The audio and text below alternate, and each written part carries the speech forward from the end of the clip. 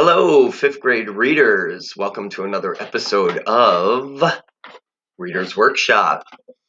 We are continuing our fantasy book club study. I hope you're enjoying the fantasy books that you've selected.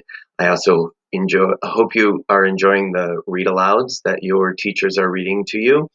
We're going to start today. We've got a lot to cover, but I'm going to start today with our fantasy book club read aloud, which is The Thief of Always by Clive Barker. We are on chapter 7, which is called A Present from the Past. And this is the image. Christmas tree. But look carefully. Can you see? What's that? There was a Thanksgiving feast awaiting them when they got back into the house. You look as though you've been in the wars, Mrs. Griffin remarked when she set eyes on Harvey. Has Wendell been up to his tricks? Harvey admitted that he'd fallen for all of them, but there was one that impressed him particular. What was that? Said Wendell with a smug grin. The falling ladder. That was a clever little touch, wasn't it? No, not the ladder, said Harvey. What then? The thing in the sky. Oh, that. What was it? A kite? That wasn't my doing, Wendell replied. What was it then? I don't know, Wendell said, his smile disappearing. Better not to ask, eh? But I want to know, Harvey insisted, turning to Mrs. Griffin. It had wings, and I think it flew off the roof. Then it was a bat, Mrs. Griffin said. No, this was 100 times bigger than a bat. He spread his arms. Great dark wings. Mrs. Griffin frowned as Harvey spoke. You imagined it, she said. I did not, Harvey protested. Why don't you just sit down and eat, Mrs. Griffin replied. If it wasn't a bat, then it wasn't anything at all. But Wendell saw it too, didn't you, Wendell? He looked around at the other boy who was digging into a steaming plate of turkey and cranberry sauce. Who cares? Wendell said, chewing as he spoke. Just tell her that you saw it. Wendell shrugged. Maybe I did, maybe I didn't. It's Halloween night. There's supposed to be boogeymen out there. But not real ones, said Harvey. A trick's one thing, but if that beast was real. As he spoke, he realized he was breaking the rule that he had made on the porch. Whether the winged creature was real or not didn't matter. This was a place of illusions. Wouldn't it be happier here if he just stopped questioning what was real and what wasn't? Sit down and eat, Mrs. Griffin said again. Harvey shook his head. His appetite had disappeared. He was angry now, though he wasn't quite sure at whom. Maybe at Wendell for his shrugs, or at Mrs. Griffin for not believing him, or at himself for being afraid of illusions. Maybe all three. I'm going up to my room to change, he said, and left the kitchen. He discovered Lulu on the landing, staring out the window. Wind gusted against the glass, reminding Harvey of Rictus's first visit. It wasn't rain the gusts were bringing, however. It was now powdery snow. It'll be Christmas soon, she said. Will it? There'll be presents for everyone. There always are. You should wish for something. Is that what you're doing? She shook her head. No. I've been here so long I've got everything I've ever wanted. Would you like to see? Harvey said yes, and she led him up the stairs to her room, which was immense and filled with her treasures. She obviously had a passion for boxes. Tiny, jeweled boxes, large, carved boxes, a box for her collection of glass balls, a box that played tinkling music, a box into which 100 smaller boxes fit. She also had several families of dolls who sat in blank-faced rows around the walls. But more impressive by far was the house from which the dolls had been exiled. It stood in the middle of the room, 5 feet high from step to chimney top, every detail of brick, slate, and sill perfect. This is where I keep my friends, Lulu said, and opened the front door. 2 bright green lizards came out to greet her, scurrying up her arms onto her shoulders. The rest are inside, she said. Take a look. Harvey peered through the windows and found that every perfect room in the house was occupied. There were lizards lounging on the beds, lizards snoozing in the baths, lizards swinging from the chandeliers. He laughed out loud at their antics. Aren't they fun? Lulu said. Great, he replied. You can come up and play with them any time you want. Thanks. They're really very friendly. They only bite when they're hungry. Here, She plucked one off her shoulder and dropped it into Harvey's hands. It promptly ran up and perched on his head, much to Lulu's amusement. They enjoyed the company of both the lizards and each other for a long while, until Harvey caught a glimpse of the reflection in one of the windows and remembered what a sight he was. "I'd better go and wash," he told Lulu. "I'll see you later." She smiled at him. "I like you, Harvey Swick," she said. Her honesty made him honest. "I like you too," he told her. Then his expression darkened, and he said, "I wouldn't want anything to happen to you." She looked puzzled. "I saw you at the lake," he said. "Did you?" she replied. "I don't remember." "Well, anyway, it's deep. You should be careful. You could slip and fall in." "I'll be careful," she said as he opened the door. "Oh, and Harvey?" "Yes?" "Don't forget to wish for something." "What shall I ask for?" he wondered as he washed the dirt off his face. Something impossible, maybe, to see just to see how much magic the house possessed. A white tiger, perhaps? A full-size Zeppelin? A ticket to the moon? The answer came from the depths of his memory. He'd wish for a present he'd been given, and lost, a long time ago, a present that his father had made for him, which Mr. Hood, however much he might want to please his new guest, would never be able to duplicate. "The Ark," he murmured. With his face washed and the scratches he got from the thorns in the thicket worn like war wounds, he headed back downstairs to find that once again the house had performed an extraordinary transformation. A Christmas tree, so tall that the star at its summit pricked the ceiling, stood in the hallway, the colors of its twinkling lights seeping into every room. There was the smell of chocolate in the air and the sound of carols being sung. In the living room, Mrs. Griffin was sitting beside a roaring fire, with Stew Cat purring on her lap. "Wendell's gone outside," she told Harvey. "There's a scarf and gloves for you by the front door." Harvey went out onto the porch. The wind was icy, but it was already clearing the snow clouds, leaving the stars to shine down on a perfect white carpet. Not quite perfect. A trail of tracks led down from the house to the spot where Wendell was building a snowman. "Coming out?" he hollered to Harvey, his voice as clear as the bells that were ringing through the crisp air. Harvey shook his head. He was so tired even the snow looked comfortable. "Maybe tomorrow," he said. "It'll be back tomorrow, won't it?" "Of course," Wendell yelled. "And the night after? And the night after? And the—" Harvey went back inside to look at the Christmas tree. Its branches were hung with strings of popcorn and cranberries, with colored lights and baubles and soldiers in gleaming silver uniforms. "There's something under there for you," Mrs. Griffin said, standing at the living room door. "I hope it's what you want, sweetie." Harvey knelt down and pulled a parcel with his name on it out from under the tree. His pulse quickened before he even opened it, because he knew from its shape and the way it rattled that his wish had been answered. He pulled at the strings, remembering how he had done so much littler with his hands, and much littler his hands had been the first time he'd held this gift. The paper tore and fell away, and there, shiny and new, was a painted wooden ark. It was a perfect copy of the one his father had made, the same yellow hull, the same orange prow, the same wheelhouse with holes in its red roof for the giraffes to poke their heads through, the same lead animals all in pairs, snug in the hold or peering through the portholes, 2 dogs, 2 elephants, 2 camels, 2 doves, all these and a dozen more. And finally, the same little Noah, with his square white beard and his fat wife, complete with apron. "How did he know?" Harvey murmured. He hadn't intended the question to be heard, much less answered, but Mrs. Griffin said, "Mr. Hood knows every dream in your head." "But this is perfect," Harvey said in amazement. "Look, my dad ran out of blue paint when he was finishing the elephant, so one of them has blue eyes and the other one has green eyes. It's the same. It's exactly the same." "Does it please you then?" Mrs. Griffin asked. Harvey said it did, but that wasn't entirely the truth. It was eerie to have the ark back in his hands when he knew the real one had been lost, as though time had been turned on its heels, and he was a little kid again. He heard Wendell stamping the snow off his feet at the front door and was suddenly embarrassed to have such a childish present in his hands. He gathered it up in its wrappings and hurried away upstairs, intending to head back down for some supper. But his bed looked too welcoming to be refused, and his stomach was quite full enough for one night, So instead, he closed the curtains on the gusty night and lay his head down on his pillow. The Christmas bells were still ringing in some distant steeple, and their repetition lulled him into sleep. He dreamed that he was standing on the steps of his house, looking through the open door into its warm heart.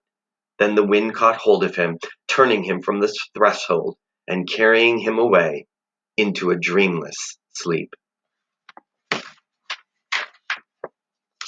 You know, I really enjoy teaching social studies. And one of the things I love about social studies is I love looking at old maps and looking at historic events. I'm going to share an old map with you that I love. This is a map from the 16th century. Okay, and what I love about this map is I'm going to show you. I'm going to zoom in on it so you can see. I love this ocean. Look at this ocean. And back then, there were so many things that were unknown about the world. And when cartographers, map makers, would make these maps, when they didn't know about the waters that these ships would sail through, they would kind of put these warnings on these maps. So you can see here, there's all these very unique creatures on this map. See, look at this serpent thing and this thing attacking this boat and this creature attacking this boat and stuff up here going on. So this is called the Carta Marina. It's an old, one of the earliest and first known maps that was ever designed. There's also a great, there's a great globe called the Lennox globe. I'm going to show it to you here. Let's see if I can find it. Here it is. So this is from the University of Rochester in New York, and they did a 3D rendering of this Lennox globe, which is one of the earliest globes. And this is actually a 3D model, and it's kind of fun because you can click on it and you can spin it and you can light it differently. You can turn the lights on and move the lights to different positions and all sorts of things that you can do with it, okay? But I'll tell you what I love about this really early globe. There's one point on it over here, I want to say, yeah, somewhere here near the coast of, Africa. This is Africa here. And I'm going to show you kind of I'm going to show you a screenshot of this globe and something that's written on it, okay? So if you look here, this is a screenshot from that same globe. And when I zoom in here on this text right here, this is written in Latin and it says, Hic sunt dracones. And what that means is, here be dragons. And it's interesting because back then, when they were making these kind of globes and maps, if there were unknown dangers in the waters off of different coasts, they would put this warning, this there be dragons, here be dragons. And it just meant that there were unknown dangers in the ocean and you had to be careful if you were traveling there. Okay, today we're going to talk about that in our fantasy stories, we will often encounter dragons. I mean, think about if you know the story of The Hobbit, you know that Bilbo Baggins, the Hobbit, goes searching for the gold with the dwarves, and he actually has to take on Smaug, who is a literal dragon. Sometimes dragons in fantasy are literal like that, and other times they're metaphorical, which means that they're the problems that characters have to face. And if you're an experienced reader of any type of text, but especially fantasy, you will learn to look for not only the literal dragons in your fantasy novels, but also the metaphorical dragons. So we're going to listen to a short story by Robert Munsch. This is called The Paper Bag Princess, and I want you to pay attention to the dragons in this story, okay? Here we go.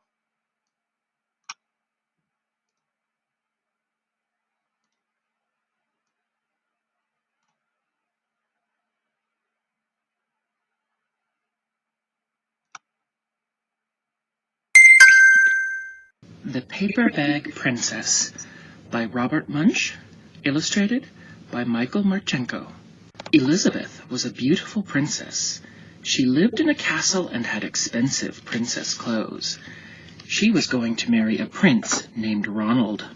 Unfortunately, a dragon smashed her castle, burned all her clothes with his fiery breath, and carried off Prince Ronald.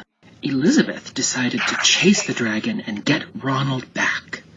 She looked everywhere for something to wear, but the only thing she could find that was not burnt was a paper bag. So she put on the paper bag and followed the dragon.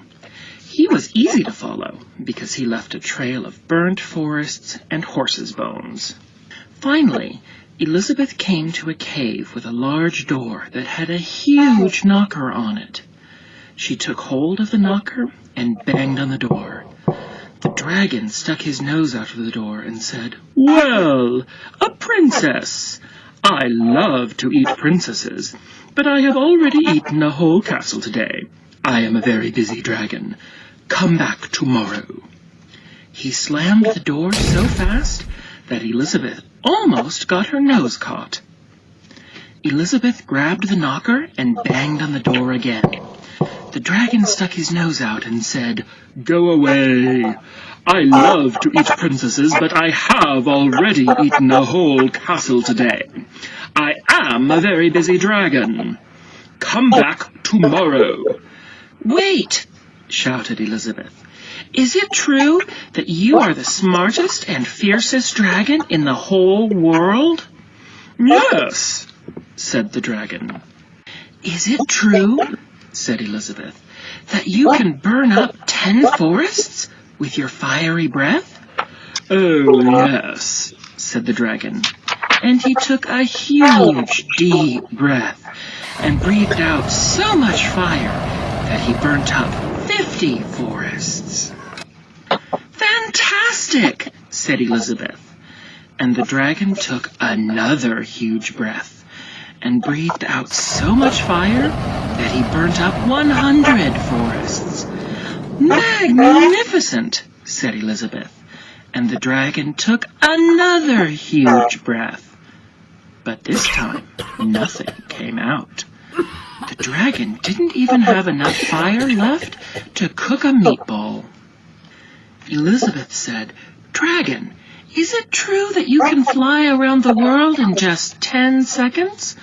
"Why, yes," said the dragon, and jumped up and flew all the way around the world in just 10 seconds.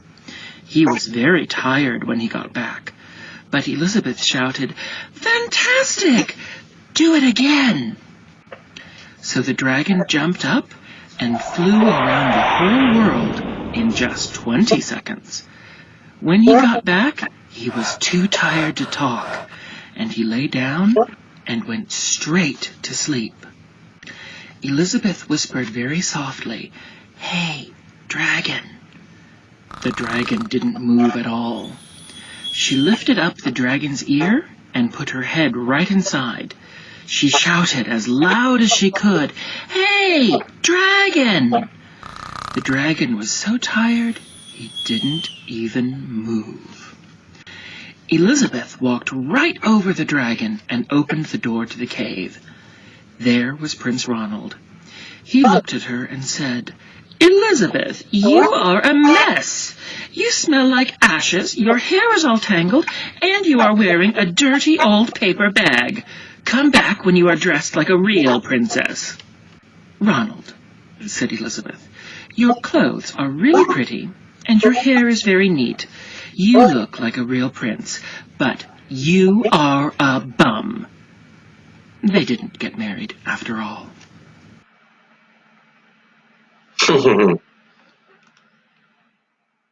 Well, isn't that a fun story?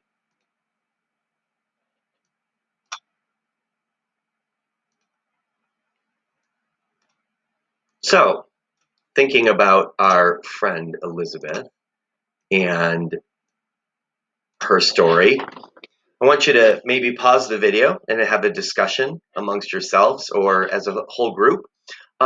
What kind of dragons are in this story. So I want you to think about not just literal, because we all know that there is a dragon, but what kind of metaphorical dragons does Elizabeth have to deal with? So pause the video and have a quick discussion about what you think. Okay, so hopefully you had a nice discussion about the different types of dragons that Elizabeth faces.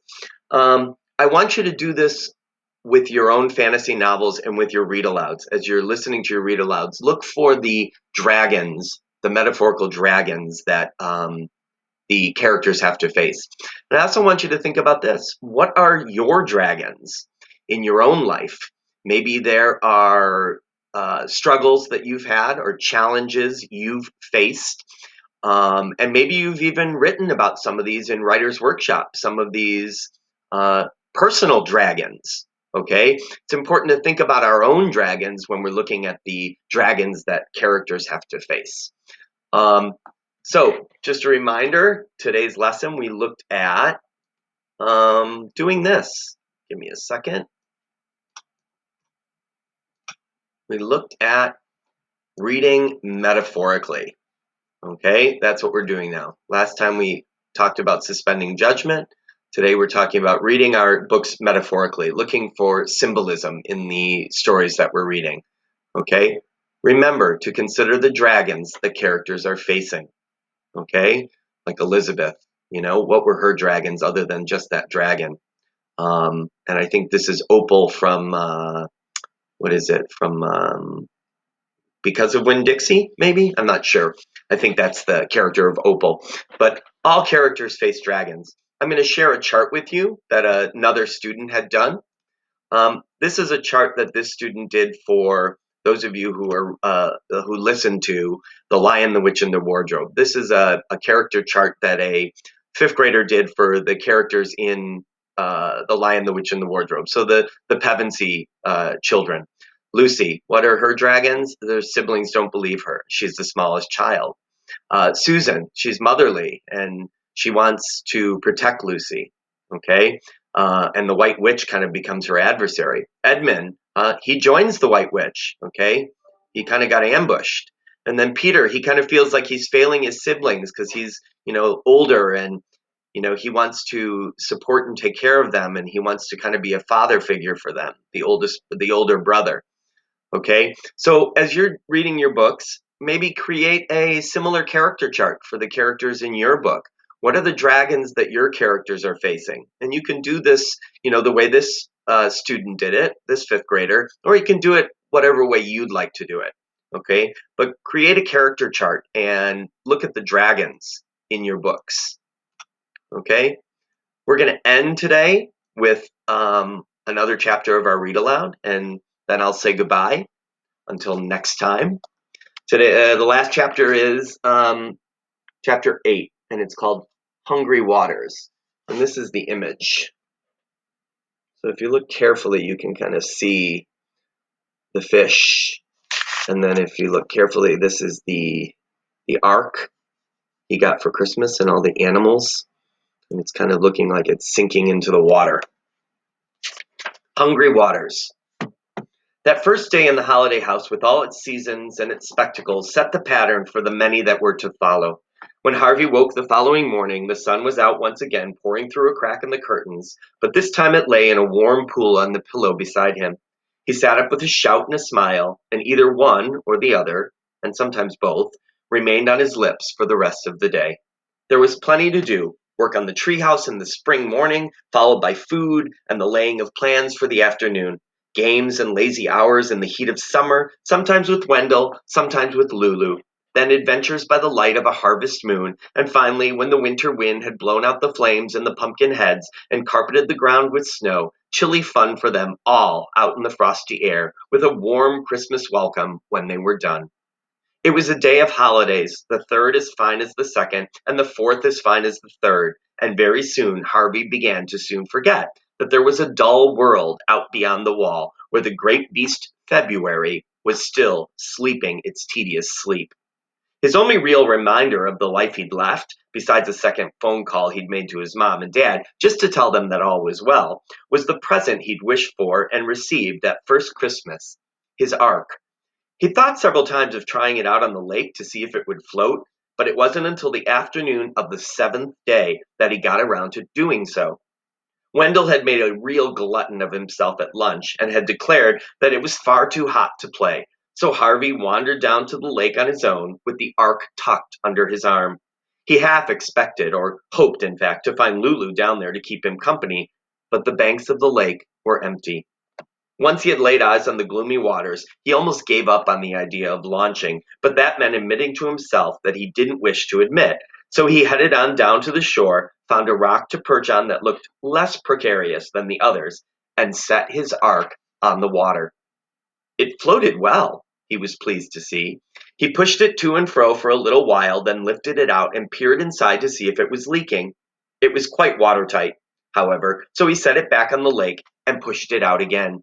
As he did so, he caught sight of the fish rising from the bottom of the lake. Its mouth was wide open as if it intended to swallow the little vessel whole. He reached out to snatch the ark from the water before it was either sunk or devoured, but in his haste he lost his footing on the slime-slickened rock, and with a cry, he fell into the lake. The water was icy cold and eager. It quickly closed over his head. He flailed wildly, trying not to imagine the dark depths beneath him, or the vast maw of the fish that had been rising from those depths. Turning his face up toward the surface, he started to swim. He could see the ark floating above him, capsized by his fall. Its lead passengers were already sinking. He didn't try and save them, but surfaced, gasping for breath and paddling toward the shore. It wasn't much of a distance. In less than a minute, he was hauling himself up onto the rocks and scrambling away from the bank, water pouring from his sleeves and trousers and shoes. Only when his feet were clear of the lake and no hungry fish could snap at his toes did he drop down onto the ground. Though it was midsummer and the sun was blazing somewhere overhead, the air around the lake was cold and he soon began to shiver. Before he made his way out into the sun, however, he looked for some sign of his ark.